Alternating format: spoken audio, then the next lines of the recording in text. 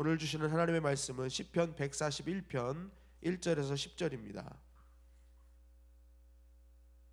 시편 141편 1절에서 10절 한 절씩 교독하시겠습니다.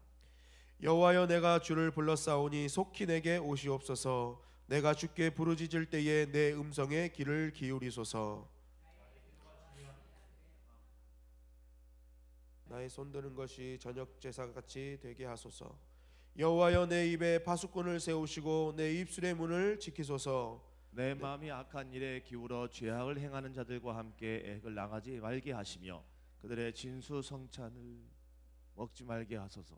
의인이 나를 칠지라도 은혜로 여기며 책망할지라도 머리에 기름같이 여겨서 내 머리가 이를 거절하지 아니할지라. 그들의 재난 중에도 내가 항상 기도하리로다.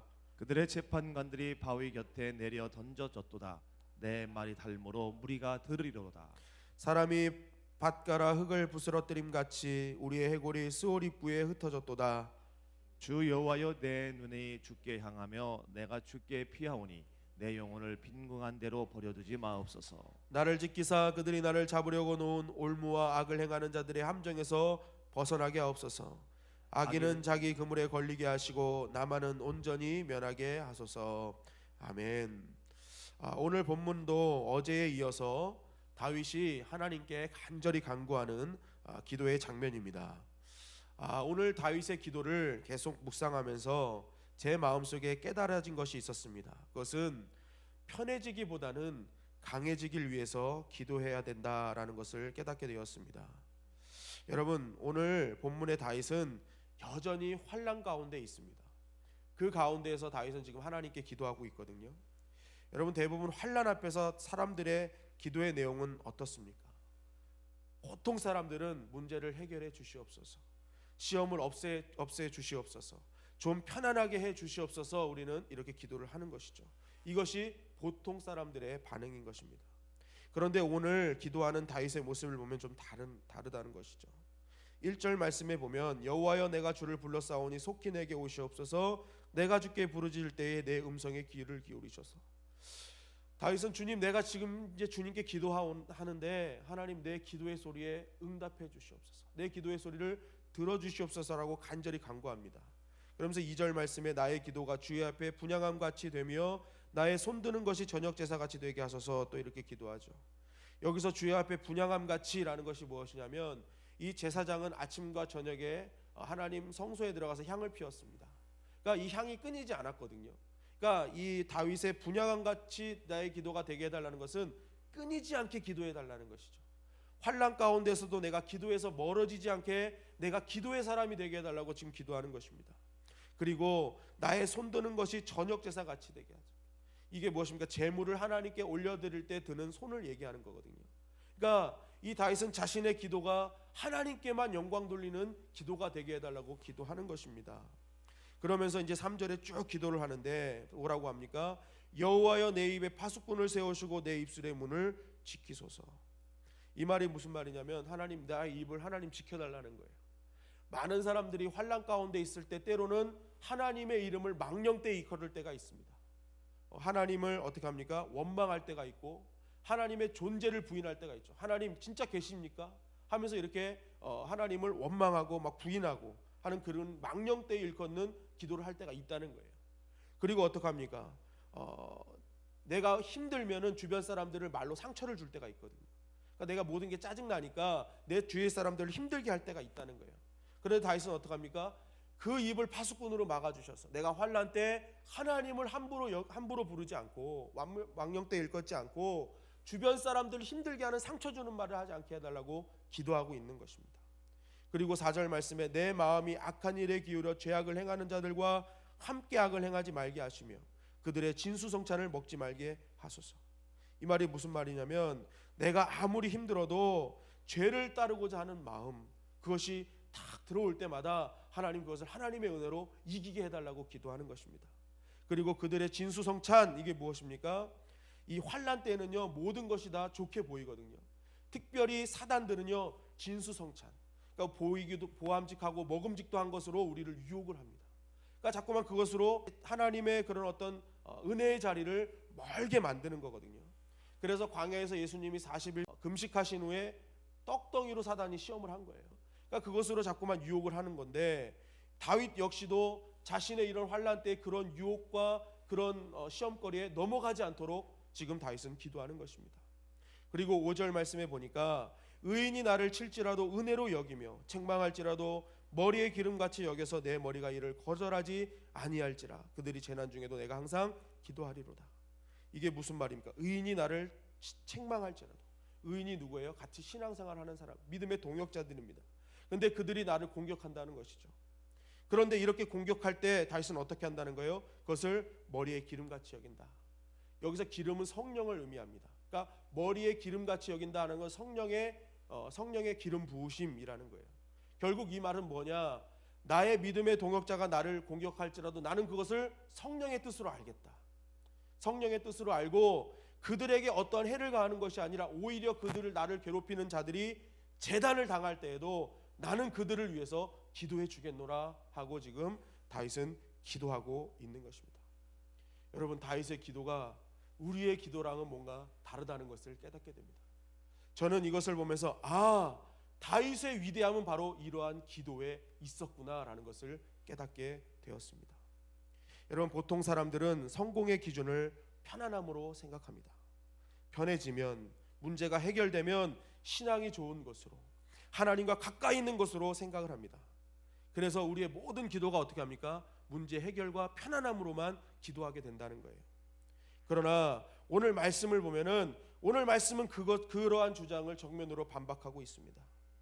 여러분, 만약 편안함이 성공의 기준이라면, 만약 문제 해결만이 하나님과 함께하는 것이라면 다윗은 실패자 중에 실패자인 것입니다. 왜요? 다윗은 오늘 절대로 편안하지 않았어요. 그런데 오늘 다윗은 어떡합니까?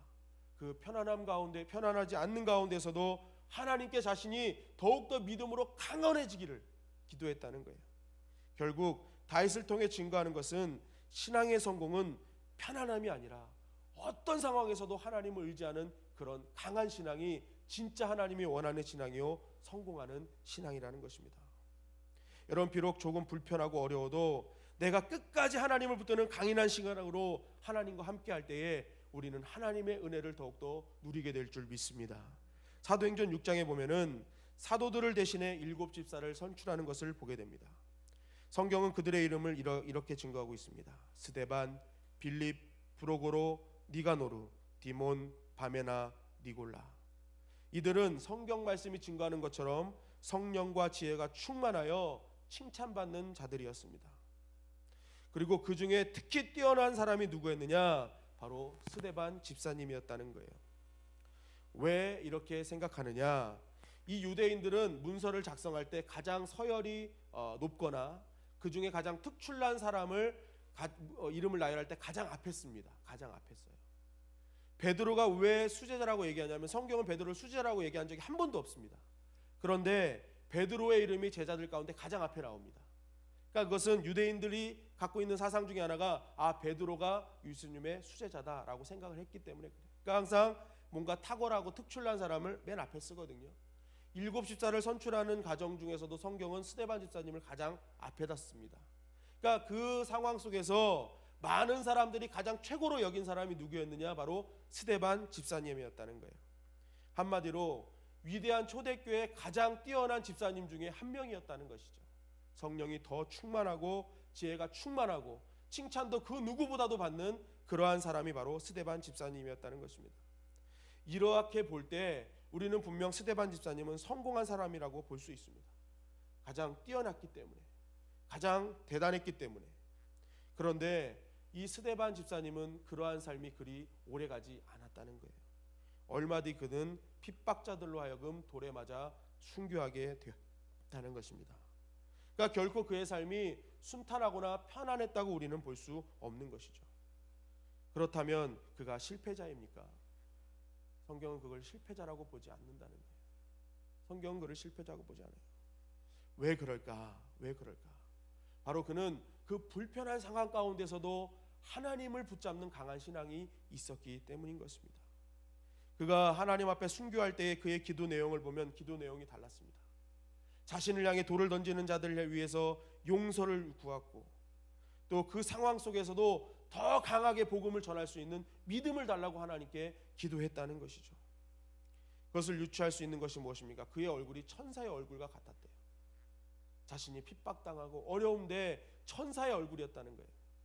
그런데 우리가 천사의 얼굴 하면은 대부분 막 상냥하고 웃고 편안한 얼굴로 생각하지만 여러분, 천사의 얼굴은 그런 얼굴만 있는 것이 아닙니다.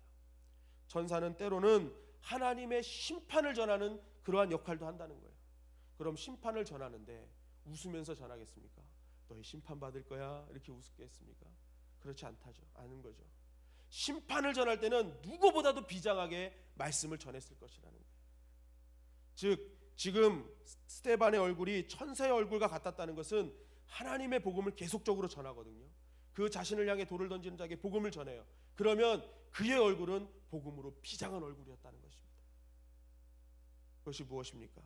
용서를 구하고 끝까지 복음을 전하는 비장한 얼굴, 그것은 무엇입니까? 그는 편안함을 구하는 인생이 아니라 강함을 구하는 인생이었기 때문에 그렇습니다.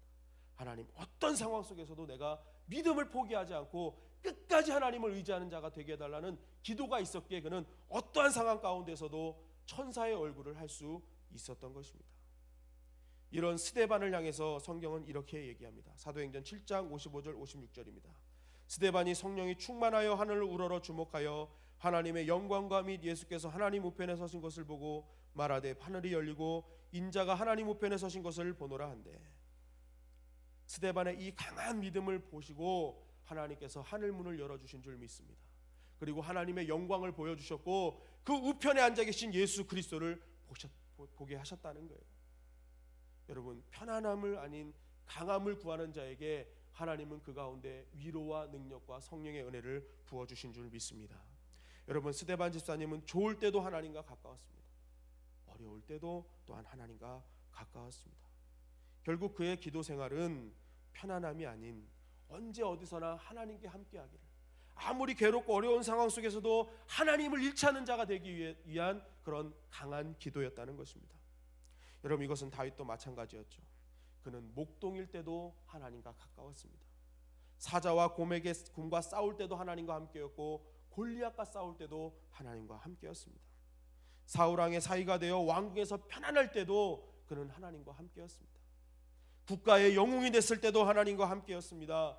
오늘 사울 왕에 쫓기는 위기 상황 가운데서도 다윗은 늘 하나님과 함께였다는 거예요.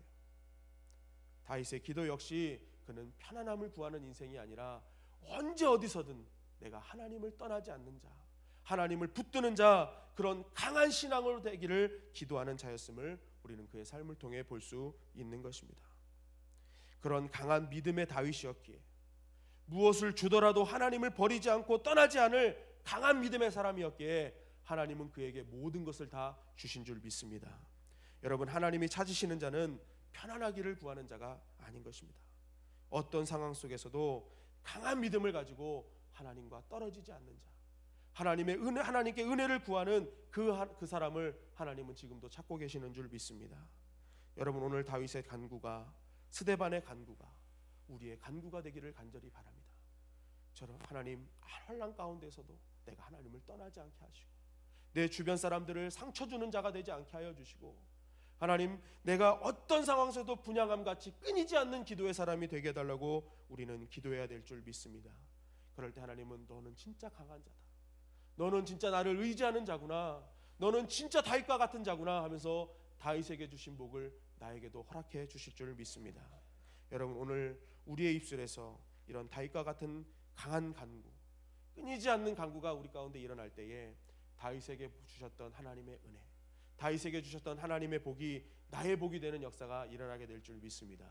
오늘 우리의 기도가 편안함이 아닌 강인함의 기도를 할 수 있는 우리 모두가 되기를 주님의 이름으로 간절히 축원합니다.